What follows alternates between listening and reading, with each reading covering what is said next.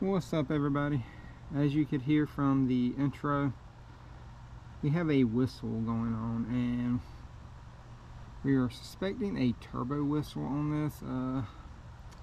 Whenever I looked at it before, it is coming right there in the middle of the engine, and we're going to take some of this stuff off to see if we can see if there's anything like a hole in one of the lines or something. And this is the same truck that I did the CP3 install, head stud install on right here, and he's put some miles on it, and it just started doing it on his way home from church one day. And he called me when I was doing it, and he said that he has a loud whistle.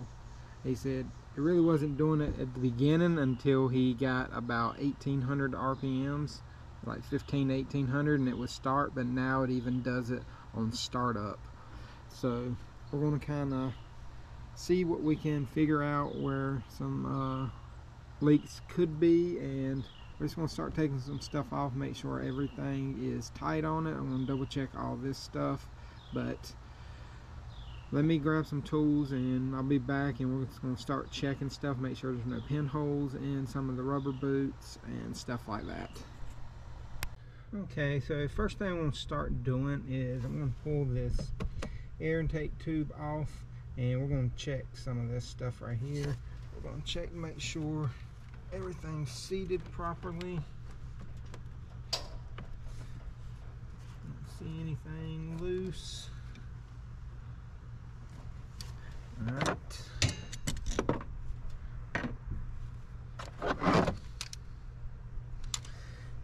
There's a 10.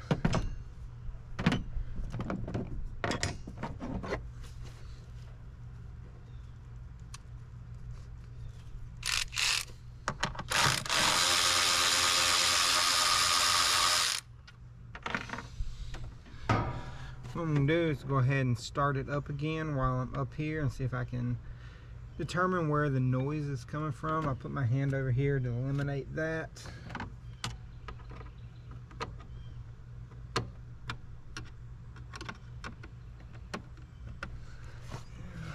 Those seem to be tight. There's leaks right there, right there.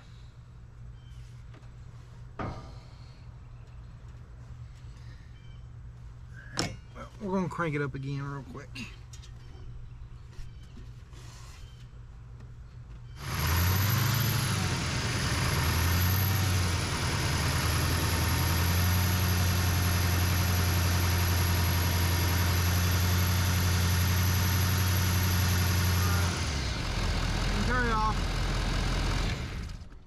Alright, so after checking it out, you can tell that the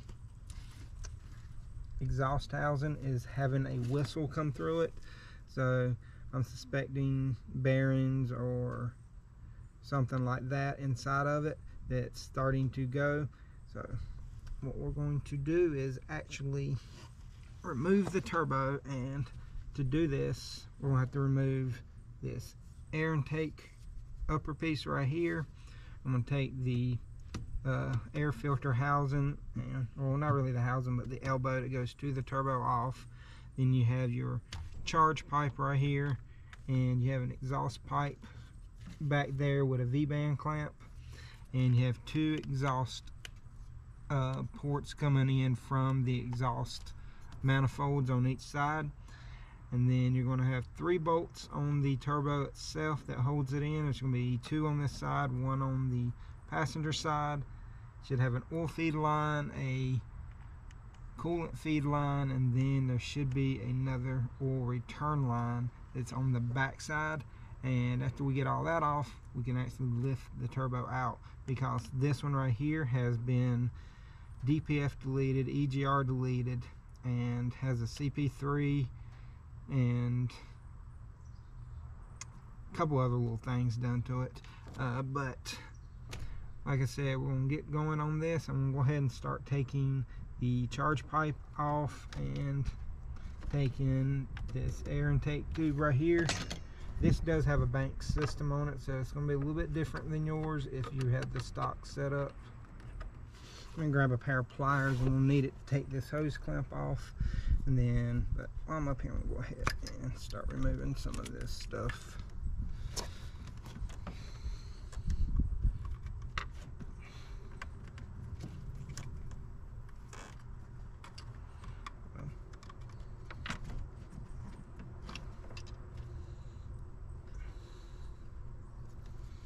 Come on, get out of there.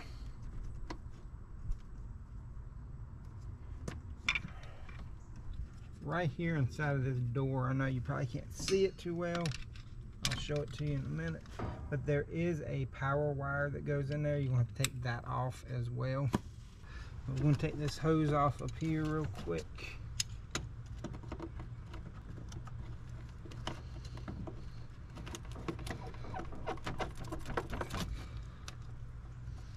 Got a little story about these pliers I got.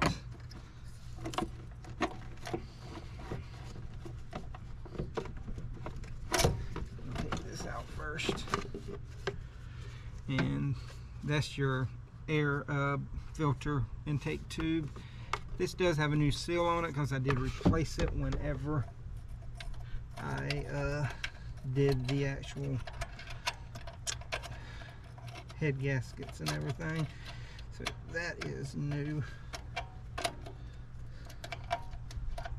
Come on, clamp for it is stuck down in here. Oh yeah, it's got play in the shaft. Let me see if I can get y'all to hear that. I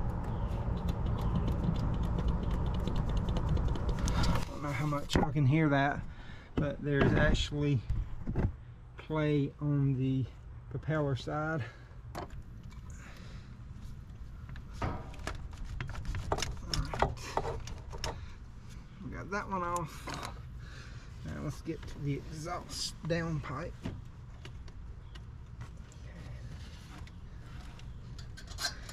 Make sure the turbo is cool before you start doing this.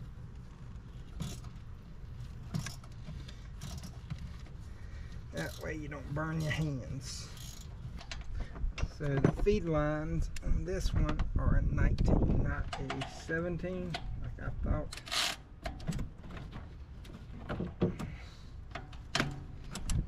And we did get a gasket set.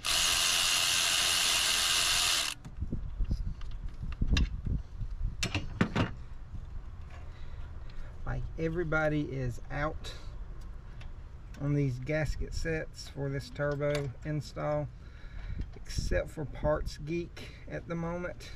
Now,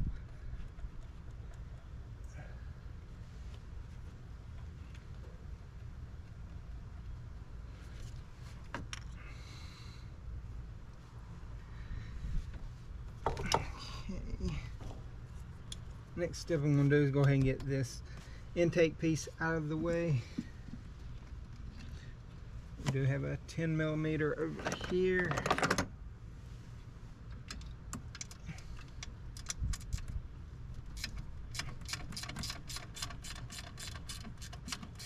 This is holding the dipstick on.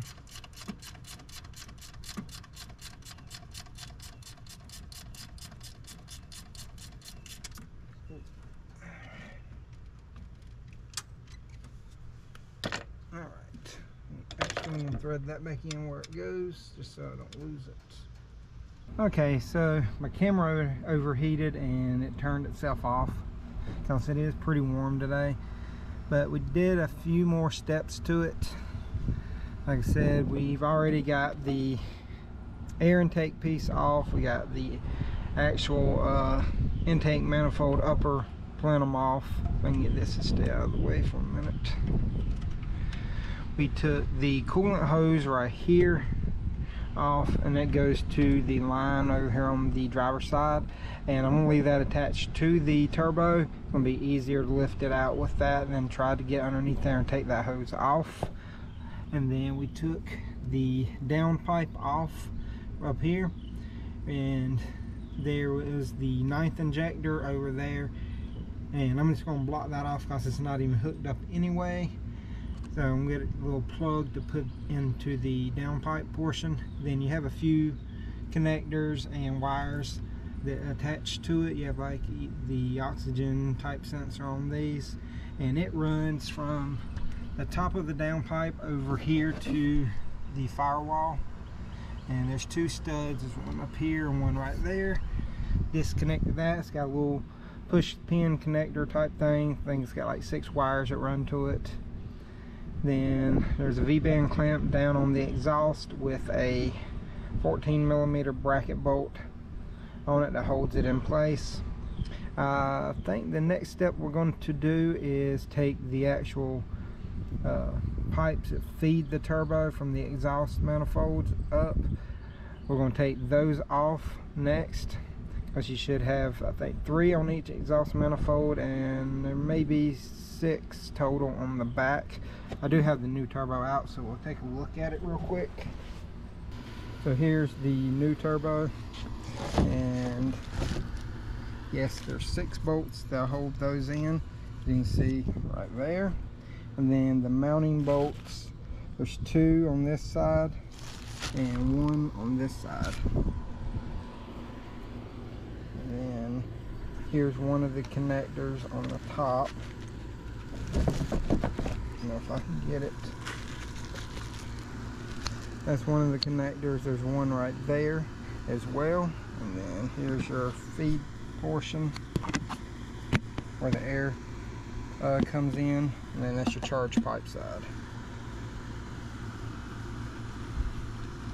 Just gonna set it down just so it doesn't fall or anything. And there we go. That's where your coolant line goes into, either there or there. And then you have your turbo return oil return line down there on the bottom. But this is just an original stock turbo. It's not like a stage 2 or 3 or anything. That's what he wanted to go with, because he didn't want to have to retune anything. But like I said, my next step is to actually take the exhaust feed lines off, and then all we have to do is remove the oil return line and the mounting bolts, and we should be able to lift this out of here. But let me see if I can get y'all in there now where y'all can actually see some play on this.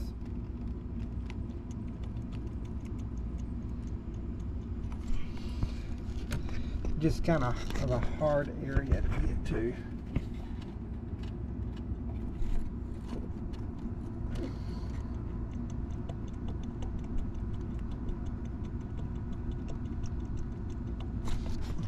I don't know how well y'all heard that, but I just wanted to see if I could get it during my editing process. I'll try to turn up the volume on it just so y'all can try to hear that a little bit better. But let me get these 2 pipes off, and then we'll get to the return line. And once I get it off, I'll bring y'all back and show y'all exactly where the return line and stuff goes on the engine, just so you have an idea.